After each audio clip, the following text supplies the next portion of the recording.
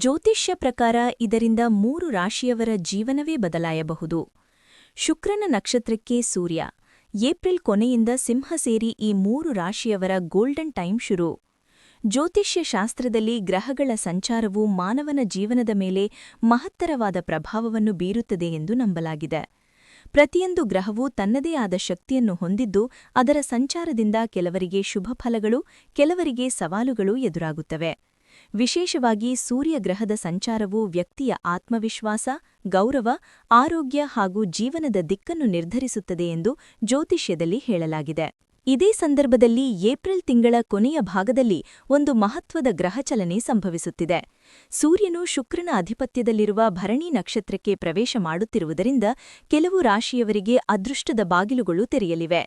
ಈ ಸಂಚಾರದಿಂದ ಕೆಲ ರಾಶಿಯವರಿಗೆ ವಿಶೇಷವಾಗಿ ಧನ, ಗೌರವ, ಯಶಸ್ಸು ಹಾಗೂ ಸಂತೋಷದ ಸಮಯ ಆರಂಭವಾಗಲಿದೆ ಎಂದು ಜ್ಯೋತಿಷ್ಯರು ಹೇಳಿದ್ದಾರೆ. ಈ ಸಮಯದಲ್ಲಿ ವಿಶೇಷವಾಗಿ ಈ 3 ರಾಶಿಯವರಿಗೆ ಜೀವನದಲ್ಲಿ ಮಹತ್ತರವಾದ ಬದಲಾವಣೆಗಳು ಸಂಭವಿಸುವ ಸಾಧ್ಯತೆಯಿದೆ. ಇವರು ಬಹುಕಾಲದಿಂದ ಎದುರಿಸುತ್ತಿದ್ದ ಸಮಸ್ಯೆಗಳು ಕಡಿಮೆಯಾಗಬಹುದು ಮತ್ತು ಅಪೂರ್ಣವಾಗಿ ಉಳಿದಿದ್ದ ಕೆಲಸಗಳು ಪೂರ್ಣಗೊಳ್ಳುವ ಸಾಧ್ಯತೆಯಿದೆ. ಇಲ್ಲಿ ಸೂರ್ಯನು ಭರಣಿ ನಕ್ಷತ್ರಕ್ಕೆ ಪ್ರವೇಶಿಸುವುದರಿಂದ ಈ 3 ರಾಶಿಗಳ ಮೇಲೆ ಹೇಗೆ ಪ್ರಭಾವ ಬೀರುತ್ತದೆ ಎಂಬುದನ್ನು ವಿವರವಾಗಿ ತಿಳಿದುಕೊಳ್ಳೋಣ. ಭರಣಿ ನಕ್ಷತ್ರಕ್ಕೆ ಸೂರ್ಯ ಪ್ರವೇಶ. ಜ್ಯೋತಿಷ್ಯ ಮಹತ್ವ. ಭರಣಿ ನಕ್ಷತ್ರವು 27 ನಕ್ಷತ್ರಗಳಲ್ಲಿ 2ನೆಯ ನಕ್ಷತ್ರವಾಗಿದೆ. ಈ ನಕ್ಷತ್ರದ ಅಧಿಪತಿ ಶುಕ್ರಗ್ರಹ. ಶುಕ್ರನು ಸಂಪತ್ತು, ಐಶ್ವರ್ಯ, ಪ್ರೀತಿ, ಸುಖ ಹಾಗೂ ವೈಭವದ ಸಂಕೇತ ಎಂದು ಪರಿಗಣಿಸಲಾಗುತ್ತದೆ. ಸೂರ್ಯನು ಈ ನಕ್ಷತ್ರದಲ್ಲಿ ಸಂಚರಿಸುವಾಗ ವ್ಯಕ್ತಿಯ ಜೀವನದಲ್ಲಿ ಹೊಸ ಅವಕಾಶಗಳು ಕಾಣಿಸಿಕೊಳ್ಳಬಹುದು. ಕೆಲವರಿಗೆ ಇದು ಪ್ರಗತಿಯ ಸಮಯವಾಗಬಹುದು. ವಿಶೇಷವಾಗಿ ದೀರ್ಘಕಾಲದಿಂದ ಕಾಯುತ್ತಿದ್ದ ಅವಕಾಶಗಳು ಸಿಗುವ ಸಾಧ್ಯತೆಯಿದೆ. ಸೂರ್ಯನ ಶಕ್ತಿ ಮತ್ತು ಶುಕ್ರನ ಕೃಪೆ ಸೇರಿಕೊಂಡಾಗ ಕೆಲವರಿಗೆ ಅದ್ಭುತ ಫಲಿತಾಂಶಗಳು ಕಾಣಿಸಿಕೊಳ್ಳುತ್ತವೆ ಎಂದು ಜ್ಯೋತಿಷ್ಯದಲ್ಲಿ ಹೇಳಲಾಗಿದೆ. ಈ ಸಮಯದಲ್ಲಿ ವ್ಯಕ್ತಿಯ ಆತ್ಮವಿಶ್ವಾಸ ಹೆಚ್ಚಾಗುತ್ತದೆ, ಸಮಾಜದಲ್ಲಿ ಗೌರವ ಹೆಚ್ಚುತ್ತದೆ ಹಾಗೂ ಆರ್ಥಿಕ ಸ್ಥಿತಿ ಉತ್ತಮವಾಗುತ್ತದೆ.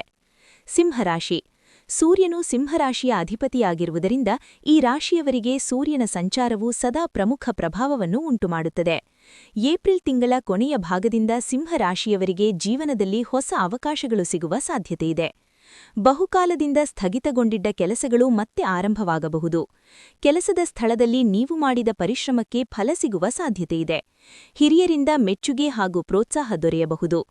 ಆರ್ಥಿಕವಾಗಿ ಕೂಡ ಈ ಸಮಯ ಸಿಂಹರಾಶಿಯವರಿಗೆ ಅನುಕೂಲವಾಗಿರಬಹುದು. ಹೊಸ ಆದಾಯದ ಮೂಲಗಳು ಸಿಗುವ ಸಾಧ್ಯತೆಯಿದೆ. ವ್ಯವಹಾರ ನಡೆಸುವವರಿಗೆ ಹೊಸ ಒಪ್ಪಂದಗಳು ಅಥವಾ ಲಾಭದಾಯಕ ಅವಕಾಶಗಳು ದೊರೆಯಬಹುದು.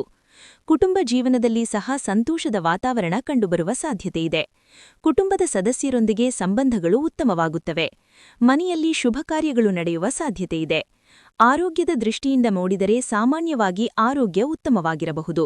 ಆದರೆ ಕೆಲಸದ ಒತ್ತಡದಿಂದಾಗಿ ಸ್ವಲ್ಪ ದಣಿವು ಅನುಭವಿಸಬಹುದು. ಹಾಗಾದರೆ ವಿಶ್ರಾಂತಿಗೆ ಸಮಯ ನೀಡುವುದು ಅಗತ್ಯ.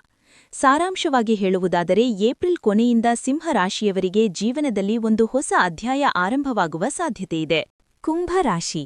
ಕುಂಭರಾಶಿಯವರಿಗೆ ಈ ಗ್ರಹಚಲನೆಯ ಪರಿಣಾಮವಾಗಿ ಹಲವಾರು ಸಕಾರಾತ್ಮಕ ಬದಲಾವಣೆಗಳು ಸಂಭವಿಸಬಹುದು.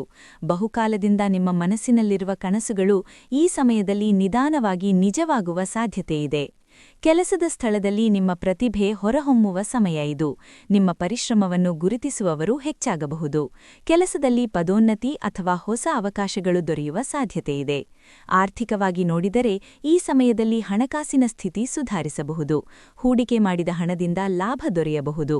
ಹೊಸ ವ್ಯವಹಾರ ಆರಂಭಿಸಲು ಯೋಚಿಸುತ್ತಿರುವವರಿಗೆ ಇದು ಒಳ್ಳೆಯ ಸಮಯವಾಗಬಹುದು.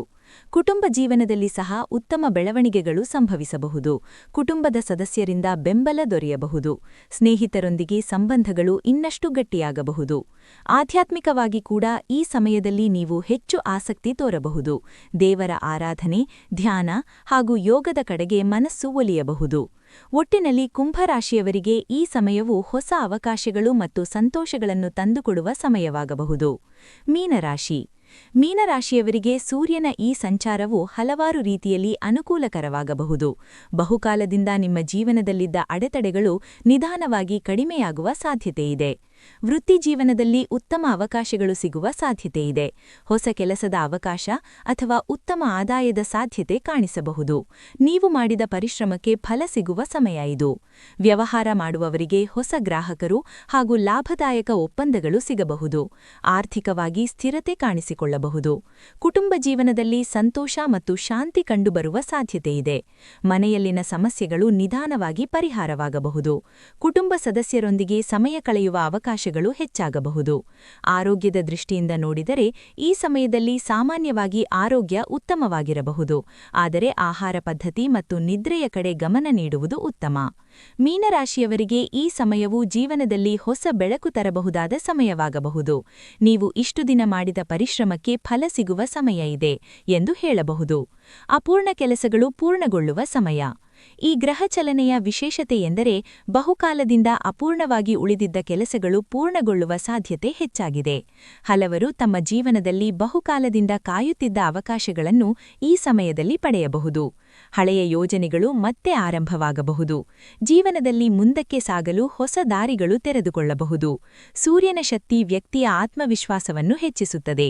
ಆದ್ದರಿಂದ ಈ ಸಮಯದಲ್ಲಿ ತೆಗೆದುಕೊಳ್ಳುವ ನಿರ್ಧಾರಗಳು ಬಹಳ ಮಹತ್ವವಾಗಿರಬಹುದು. ಸೂರ್ಯ ಪ್ರಭಾವ, ಜೀವನದಲ್ಲಿ ಬದಲಾವಣೆ. ಸೂರ್ಯನು ಜ್ಯೋತಿಷ್ಯದಲ್ಲಿ ಆತ್ಮ, ಗೌರವ, ನಾಯಕತ್ವ ಹಾಗೂ ಶಕ್ತಿಯ ಸಂಕೇತವಾಗಿದೆ. ಸೂರ್ಯನ ಅನುಕೂಲಕರ ಪ್ರಭಾವ ವ್ಯಕ್ತಿಯ ಜೀವನದಲ್ಲಿ ಮಹತ್ತರ ಬದಲಾವಣೆಗಳನ್ನು ತರಬಹುದು. ಈ ಸಮಯದಲ್ಲಿ ವ್ಯಕ್ತಿಯ ಆತ್ಮವಿಶ್ವಾಸ ಹೆಚ್ಚಾಗುತ್ತದೆ. ಕೆಲಸ ಮಾಡುವ ಉತ್ಸಾಹ ಹೆಚ್ಚಾಗುತ್ತದೆ. ಸಮಾಜದಲ್ಲಿ ಗೌರವ ಹಾಗೂ ಗುರುತಿನ ಅವಕಾಶಗಳು ಹೆಚ್ಚಾಗಬಹುದು. ಸಮಾರೋಪ. ಒಟ್ಟಿನಲ್ಲಿ ಏಪ್ರಿಲ್ ತಿಂಗಳ ಕೊನೆಯಿಂದ ಸೂರ್ಯನು ಶುಕ್ರನ ಅಧಿಪತ್ಯದಲ್ಲಿರುವ ಭರಣಿ ನಕ್ಷತ್ರಕ್ಕೆ ಪ್ರವೇಶ ಮಾಡುವುದರಿಂದ ಕೆಲವು ರಾಶಿಯವರಿಗೆ ಅದೃಷ್ಟದ ಸಮಯ ಆರಂಭವಾಗಲಿದೆ ಎಂದು ಹೇಳಬಹುದು.